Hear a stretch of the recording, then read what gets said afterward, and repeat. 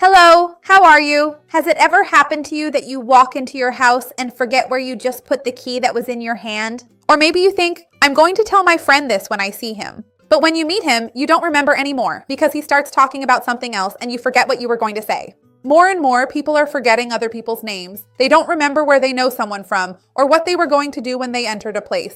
And they've become very concerned about this issue of memory. Some people even worry about issues related to dementia, wondering if it's a valid concern. But what studies have already found is that there are 3 serious hidden enemies of our memory. One of them is related to diet, and the other 2 are linked to common daily habits of modern life, which greatly harm our memory. I'm going to tell you all about this to help you, so stay with me until the end if you want to improve your memory. Before we start, I want to ask you, have you been noticing a decline in your memory in your daily life? Is it your short-term memory or your long-term memory? Are they things you wanted to do right now and then, oh my God, have I already forgotten what it was? Or are they older things that you can't remember as well anymore? Write it for me down here in the comments. I would love to see your comment.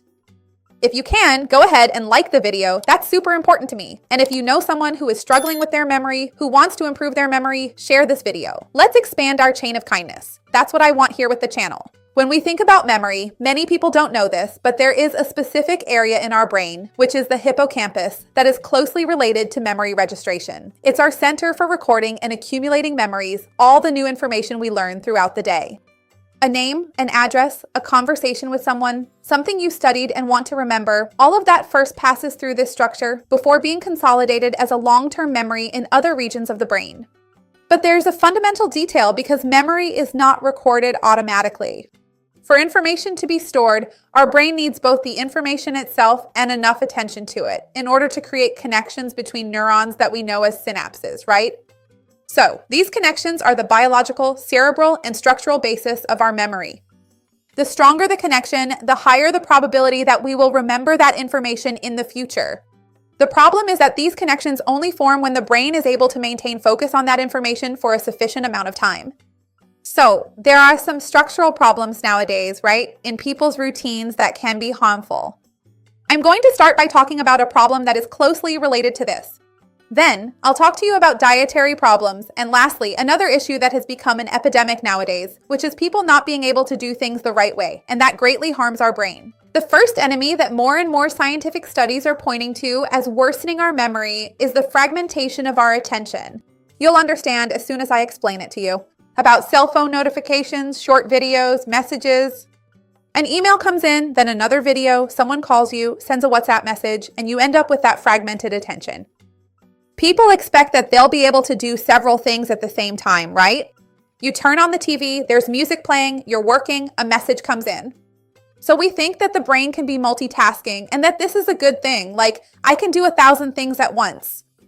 But in reality, the human brain just can't do it. It can't truly perform these multitasking functions in a real cognitive way. What it actually does is switch very quickly between tasks, and this process is what we call task switching. Every time the brain shifts its focus of attention, it has to interrupt one neural activity, reorganize the brain circuits, and start another cognitive process.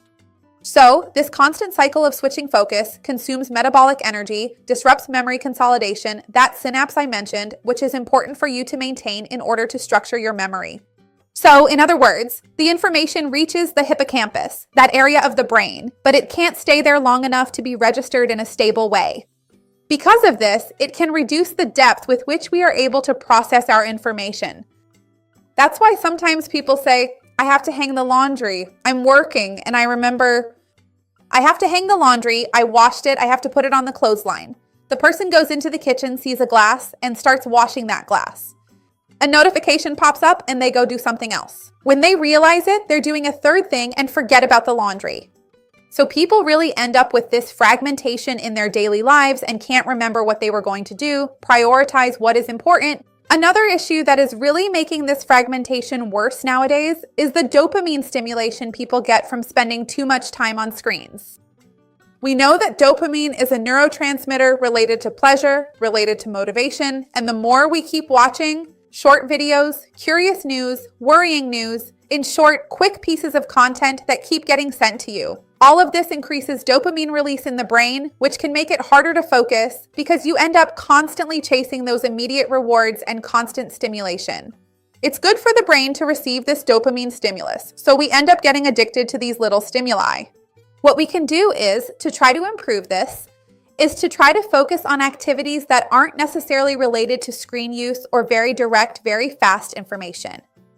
For example, things like returning to reading books, focusing on manual activities again, reducing screen time, studying something for longer periods, and working on your concentration. To reduce this dependence on dopamine a bit, which we know can also have an impact on memory. In fact, scientific researchers have been talking a lot about the term digital amnesia, where people who spend a lot of time on their phones, on social media, watching lots of short videos may have greater difficulty with concentration and memory retention. And it's not actually amnesia, but because there's so much dopamine stimulation and a lot of fragmented attention, this can make the situation worse. The second thing for sure has to do with our diet, right? Before I tell you about a problem that's happening to a lot of people these days, we have to talk about diet because it ends up being the foundation of everything, right? We know that there are many nutrients and dietary patterns that can contribute to neuronal inflammation and worsen synaptic processes over time. So when we think about this, we definitely think of simple sugars and foods that trigger major insulin spikes.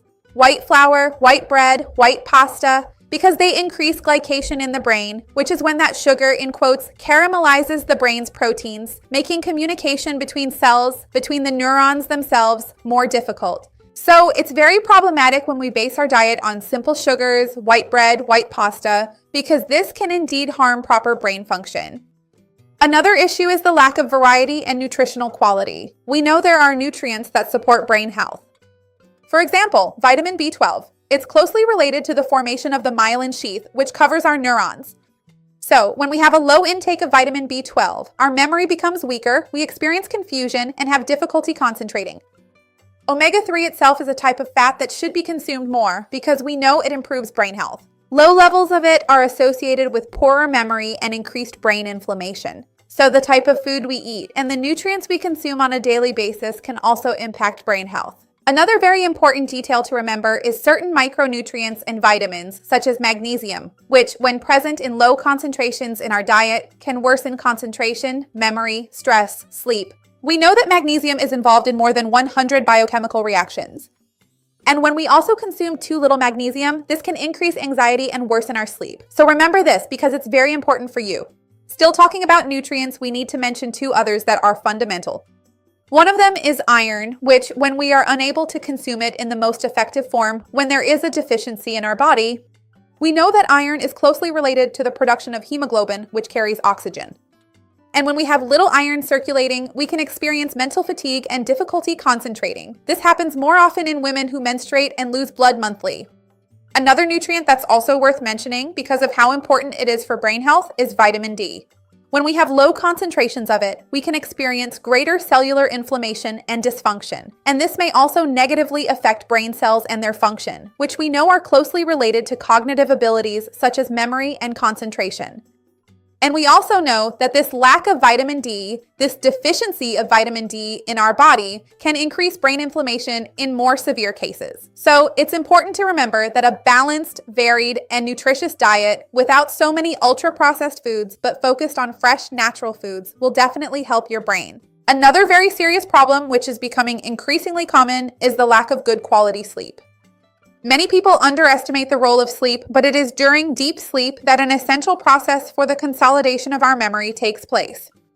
It is at this moment that the information from throughout the day is reorganized and transferred from the hippocampus to other regions of the brain, which are responsible for storing long-term memories. So when a person sleeps little or has fragmented sleep, this process does not occur efficiently. That's why, after a bad night's sleep, people have more difficulty concentrating, experience memory lapses, and even that feeling of a more confused mind. It's also worth reminding ourselves of the role of the glymphatic system, right? Which is related to cleaning the brain, because during deep sleep, this glymphatic system is activated, and it really works like a cleaning service for our brain. Throughout the day, we know that during brain processes themselves, we produce metabolic waste. And during the night, this fluid in our brain circulates more intensely, helping remove metabolic waste products and other substances, especially beta amyloid, which has been associated with Alzheimer's disease. So, when people sleep very little, have fragmented sleep, or insufficient sleep, this cleaning process ends up happening less efficiently and over time can increase the risk of inflammatory processes in our brain. So it's important to remember, and for you to have proper restorative sleep, ideally you should sleep at least 7 hours a night, preferably 8 hours. And remember that it's best to practice good sleep hygiene before you go to bed, right? Remember that a bedroom with a good temperature, not too hot, not too cold, will help you. And always try to keep the temperature cooler because our bodies are able to relax more when it's cooler at night. A dark room helps us secrete more melatonin. A quiet room allows you to enter a deeper sleep. No lights, nothing flashing, no cell phone vibrating, no watch buzzing on your wrist with notifications. So all of this is important. I have a playlist here on how to improve your sleep with tips on sleep hygiene, organizing your bedroom, and foods we should and shouldn't eat at this time. I'll leave all of that down below to help you. Our sleep is very important for improving our brain health. The idea with this video is to help you realize that sometimes when your memory isn't so great, it's not something you'll never be able to fix, or that is necessarily related to age, especially because there are many young people nowadays reporting these problems. So if you manage to improve your diet, sleep better, and address this issue of fragmented attention, it can help your memory. What would you change today? What would you put into practice to try to improve your memory? Let me know in the comments below. Remember to leave a like on the video, that helps me a lot, and share it with someone who could use a little more help with memory. Let's grow this chain of kindness. That's what I want here on the channel. See you next time. Bye.